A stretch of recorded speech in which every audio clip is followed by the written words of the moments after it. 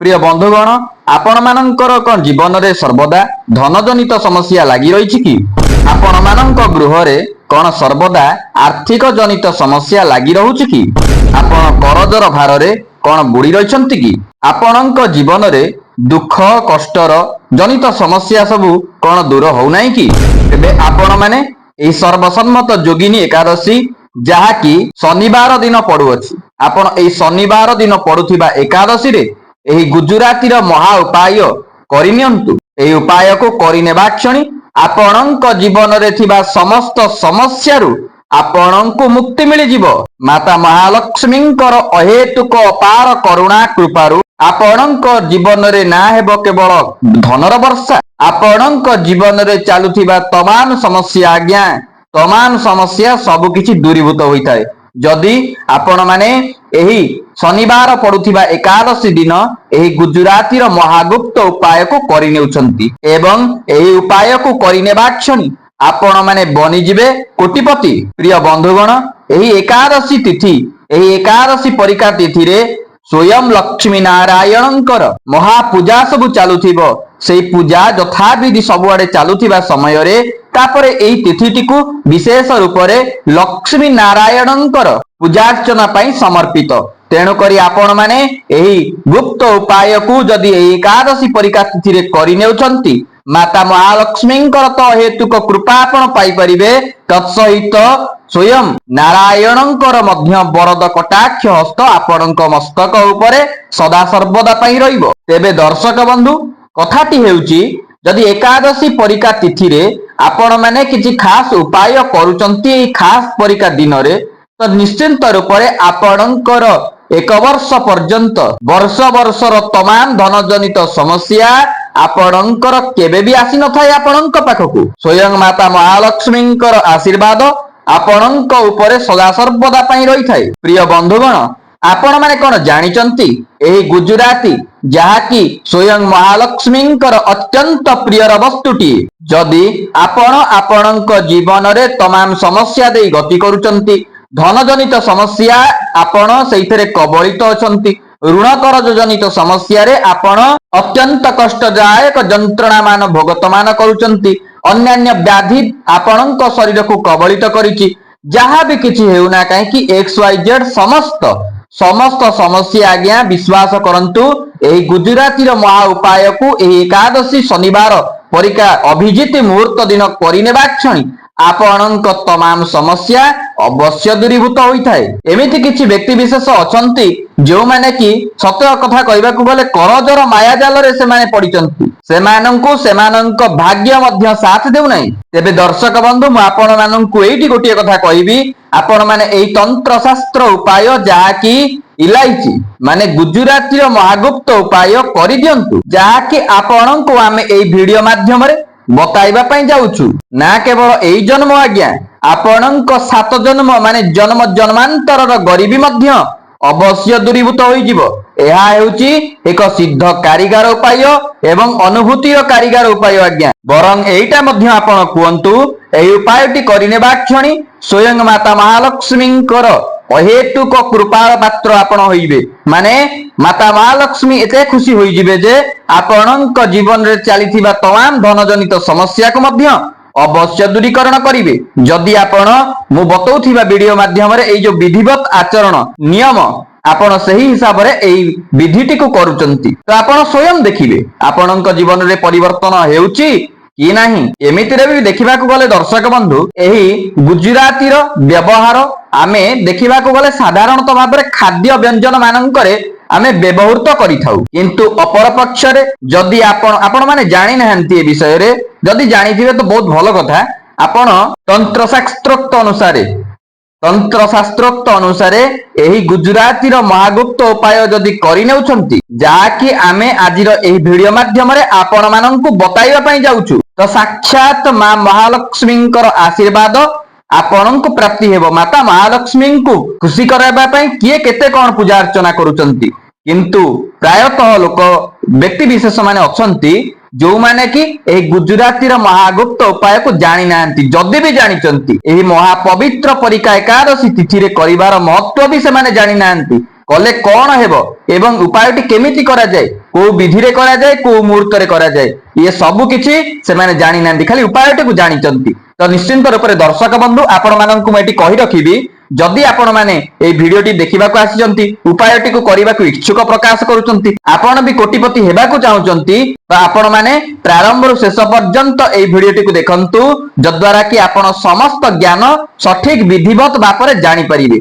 ଆଉ ଦ୍ୱିତୀୟ କଥାଟି ହେଉଛି ଦର୍ଶକ ବନ୍ଧୁ, ଆପଣମାନେ ଯଦି ଆମ ଚ୍ୟାନେଲରେ ନୂଆ କରି ଆସିଛନ୍ତି, ତେବେ ଆମର এই ସତ୍ୟ ଶାନ୍ତି ମାର୍ଗଦର୍ଶନ ୟୁଟ୍ୟୁବ ଚ୍ୟାନେଲଟିକୁ ସବସ୍କ୍ରାଇବ କରି ନିଅନ୍ତୁ, ପାଖରେ ଥିବା ବେଲ ଆଇକନଟିକୁ ପ୍ରେସ କରନ୍ତୁ, ଯଦ୍ୱାରା କି ଆମେ ଅପଲୋଡ କରୁଥିବା ଏମିତିକା ଇନଫର୍ମେଟିଭ ଶାସ୍ତ୍ରୋକ୍ତ ପ୍ରମାଣ ସହିତ ଭିଡିଓ ଆପଣଙ୍କ ପାଖକୁ ଯଥାଶୀଘ୍ର ଯାଇ ପହଞ୍ଚି ପାରିବ।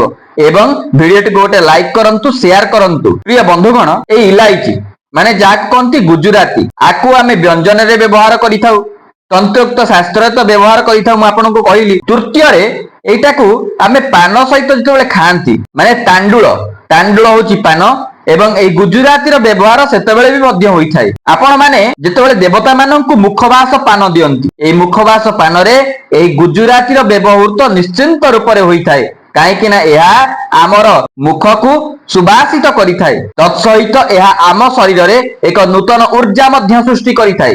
ଏହି ବାସ୍ନା, ଏହି ଗୁଜୁରାତିର ହେଉଛି ଏକ ଅଲୌକିକ ଶକ୍ତି, ଯାହାକି ଆପଣ ଏହାକୁ ତନ୍ତ୍ରୋକ୍ତ ଶାସ୍ତ୍ରରେ ପ୍ରମାଣ ମଧ୍ୟ ଅଛି। ଯଦି ଏହାର ବ୍ୟବହୃତ ଆପଣ ତନ୍ତ୍ରୋକ୍ତ ଅନୁସାରେ କରୁଛନ୍ତି, ତ ନିଶ୍ଚିନ୍ତ ରୂପରେ ମାତା ମହାଲକ୍ଷ୍ମୀଙ୍କର ଅହେତୁକ କୃପା, ମାନେ କହନ୍ତିନି ଅତ୍ୟନ୍ତ କଠିନ ପରିଶ୍ରମ କଲେ ମଧ୍ୟ, କଠିନ ଉପାୟ କଲେ ମଧ୍ୟ ଯେମିତି ମହାଲକ୍ଷ୍ମୀ ଆପଣଙ୍କ ଉପରେ ପ୍ରସନ୍ନ ନ ହୋଇଥାନ୍ତି, କିନ୍ତୁ এই ସାଧାରଣ ସୂକ୍ଷ୍ମ ଉପାୟକୁ କରିନେବା କ୍ଷଣି ମାତା ମହାଲକ୍ଷ୍ମୀ ଆପଣଙ୍କ ଉପରେ ଅତ୍ୟନ୍ତ ପ୍ରସନ୍ନ ହୁଅନ୍ତି।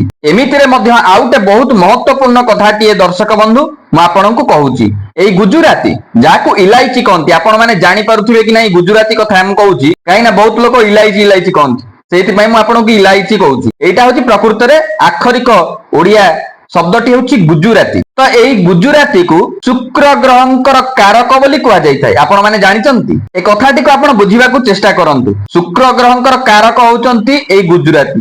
এই ଗୁଜୁରାତି ଯେହେତୁ ଶୁକ୍ର ଗ୍ରହଙ୍କ କାରକ, ମାନେ ଶୁକ୍ର ଗ୍ରହ ସ୍ୱୟଂ ସଞ୍ଚାଳିତ ହୁଅନ୍ତି ମାତା ମହାଲକ୍ଷ୍ମୀଙ୍କର ଆଜ୍ଞାରେ, ଆପଣମାନେ କଣ ଜାଣିଛନ୍ତି? ଏବଂ ଏହା ମଧ୍ୟ ଶାସ୍ତ୍ରରେ ପ୍ରମାଣ ସହ ଲେଖାଯାଇଛି, ପ୍ରମାଣ ସହ ଲେଖାଯାଇଛି ଆଜ୍ଞା, ଯେଉଁ ବ୍ୟକ୍ତିଙ୍କ ଉପରେ ଶୁକ୍ର ଗ୍ରହଙ୍କର ଅହେତୁକ କରୁଣା କୃପା ରହିଥାଏ, ସେହି ବ୍ୟକ୍ତି ବିଶେଷଙ୍କ ଉପରେ ସ୍ୱୟଂ ମାତା ମହାଲକ୍ଷ୍ମୀଙ୍କର ଆଶୀର୍ବାଦ ସଦା ସର୍ବଦା ପାଇଁ ରହିଥାଏ। ଏକଥା ମୁଁ କହୁନାହିଁ, ଏକଥା ସ୍ୱୟଂ ଶାସ୍ତ୍ର ହିଁ କହୁଛନ୍ତି, ମାନେ ଯାହାକୁ କି କହନ୍ତି ତସ୍ମାତ୍ ଶାସ୍ତ୍ର ପ୍ରମାଣ।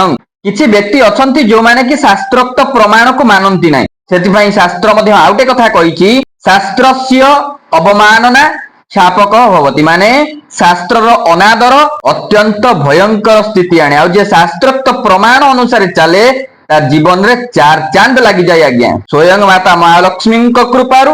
ନା କେବଳ ତାର 7 ଜନ୍ମର ଗରିବୀ ଦୂର ହୋଇଥାଏ, ତାର କୋଟିପତି ହେବାର ମଧ୍ୟ ଆଶଙ୍କା ବନି ଯାଇଥାଏ। ଆରେ କୋଟିପତି କଣ, ମାତା ମହାଲକ୍ଷ୍ମୀଙ୍କର କୃପା ହେଲେ ଆପଣ କେତେ ବି ଧନ ରଖିପାରିବେ, କେତେ ବି, ମାନେ ଆକଳନୀୟ ବାହାରେ।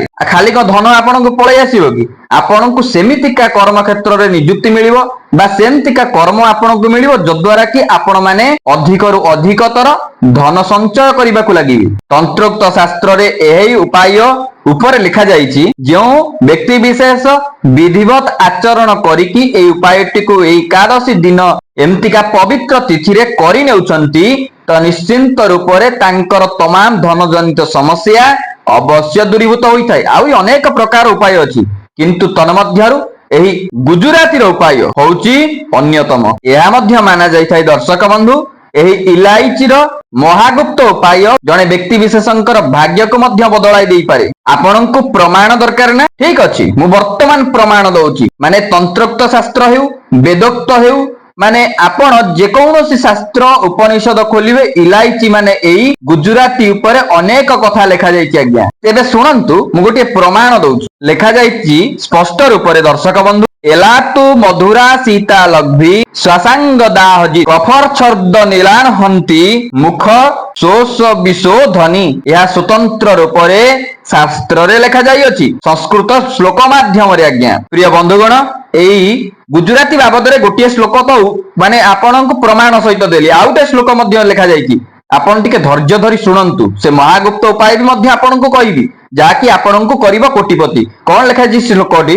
ଲେଖାଯାଇଛି ଏଲା ତୁଙ୍ଗପଟି ସୂକ୍ଷ୍ମା ତ୍ରୁଟି ତୁ ବହୁଲା ତଥା ଏଲା ଲଘୁ ତ୍ରିଦୋଷନି ମୁଖ ରୋଗାଦି ବୈରିଣୀ ସ୍ୱାଦୁ ସୀତା ଗୁରୁର୍ବୃଷ୍ୟା କଫ ପିତାସ୍ତଦାହଜିତ। ମାନେ ଏହି ଗୁଜୁରାତିର ପ୍ରୟୋଗ ଆପଣଙ୍କୁ କରିବ ତ କୋଟିପତି, ତତ୍ସହିତ ଆପଣଙ୍କର ବାତ ପିତ୍ତ କଫକୁ ମଧ୍ୟ ବାଲାନ୍ସ ରଖିବା ସହିତ ଆପଣଙ୍କର ତମାମ ରୋଗକୁ ମଧ୍ୟ ଏହା ଦୂରୀକରଣ କରିଥାଏ। ଏହା ସର୍ବସମର୍ଥ ଆଜ୍ଞା। ତ ପ୍ରିୟ ଦର୍ଶକ ବନ୍ଧୁ, ଆପଣ ମାନେ ଏହି ଏକାଦଶୀ ପରୀକ୍ଷା ପବିତ୍ର ଦିନ ଯାହାକି ଶନିବାର ଦିନ ପଡୁଅଛି, ଆପଣ ଏଇ ଦିନ କଣ କରିବେ? ଉପାୟଟି ମୁଁ ଆପଣଙ୍କୁ କହୁଛି। ଆପଣ ଏ ଦିନ ସ୍ୱଚ୍ଛ ବସ୍ତ୍ରକୁ ପରିଧାନ କରିବେ। ଯଦି ପୁରୁଷ ବ୍ୟକ୍ତି ମାନେ କରୁଛନ୍ତି ତ ଆପଣ ମାନେ କଣ କରିବେ? କୌଣସି ନାଲି ଧୋତି ପିନ୍ଧିବେ। ଯଦି ମା ମାନେ କରୁଛନ୍ତି ତ ଆପଣ ମାନେ କୌଣସି ନାଲିର ଶାଢୀ ଆପଣ ପିନ୍ଧନ୍ତୁ। କାହିଁକି ନା ନାଲିର ରଙ୍ଗ ମାତା ମହାଲକ୍ଷ୍ମୀଙ୍କର ଅତ୍ୟନ୍ତ ପ୍ରିୟ। ଆକୁ ମାନେ ଏଇ ଉପାୟଟିକୁ ଆପଣ ମାନେ ଶୁକ୍ରବାର କରିପାରିବେ। ଯେହେତୁ ଶୁକ୍ରବାର ଦିନ ଏଇ ଗୁଜୁରାତି ସହିତ ଅନେକ ପ୍ରକାରର ସମ୍ପର୍କ ରହିଛି ଶୁକ୍ର ଗ୍ରହଙ୍କ ସହିତ, ସେଦିନ ଆପଣ କରିପାରିବେ। ନଚେତ ଆପଣ ଏକାଦଶୀ ଶନିବାର ଦିନ ନିହାତି କରିଦିଅନ୍ତୁ। ଦର୍ଶକ ବନ୍ଧୁ ବିଶ୍ୱାସ କରନ୍ତୁ, ଆପଣଙ୍କର ତମାମ ଧନ ଜନିତ ସମସ୍ୟା ଅବଶ୍ୟ ଦୂରୀଭୂତ ହେବ।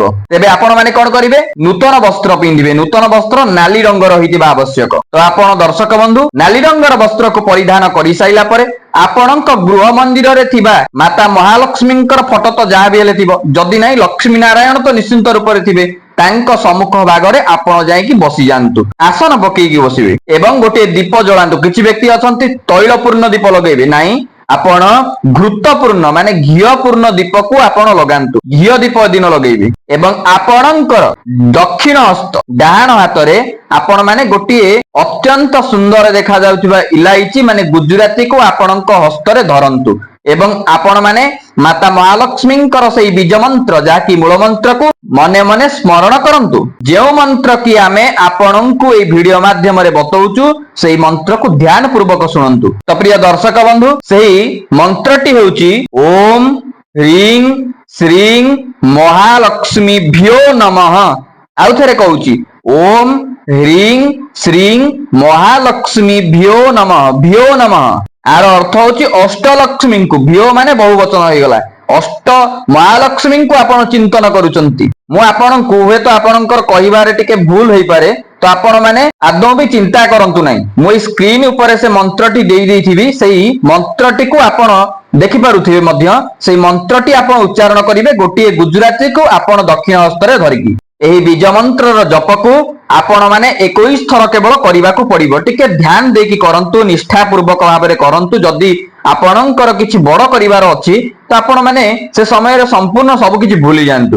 କେବଳ ମାତା ମହାଲକ୍ଷ୍ମୀଙ୍କୁ ଆପଣ ଚିନ୍ତନ କରନ୍ତୁ ଏହି ମନ୍ତ୍ରର ସହାୟତା ବଳରେ ଗୋଟିଏ ଗୁଜୁରାତିକୁ ଆପଣଙ୍କର ଦକ୍ଷିଣ ହସ୍ତରେ ଧରିକି। ତତ୍ପରେ ଆପଣ ମାନେ କଣ କରିବେ?